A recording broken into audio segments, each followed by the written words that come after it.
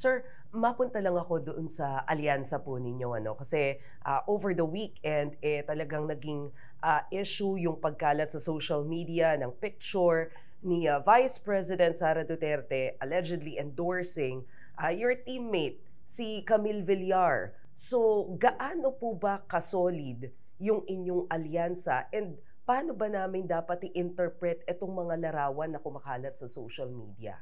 Um, the five-party alliance is definitely intact. We're talking of NPC, PFP, Lakas, NUP, and NB.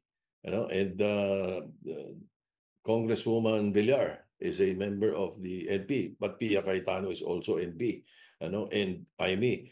Pero when we say alliance, it's it's not limited to the 12 senators or the 11 senators. It's not limited to that.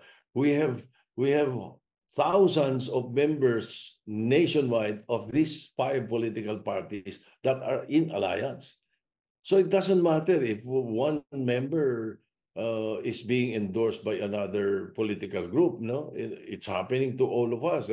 There, there are members of PDP Laban who are endorsing me in their province. Ganun. So, basta isang kandidato, kung sino mag-endorse sa kanya, natutuwa siya. I don't think there's anything wrong kung ikaw i-endorse it. Thank you. Di ba?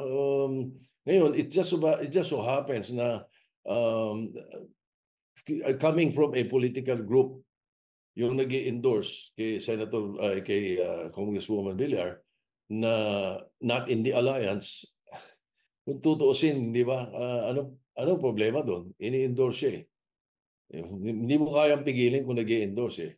Kung let's say, ako naman, i-endorse, tapos hindi ko type, pwede naman ako, thanks, but no thanks. Or thanks, di ba? Ini-endorse niyo ako eh. Like, just pretty much like political groups. There are also religious groups.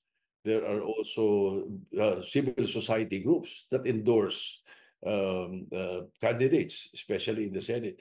But I believe that the alliance of the five political parties is intact, and there's no problem even if one or two or three of us are endorsed by other political groups or personalities for that matter.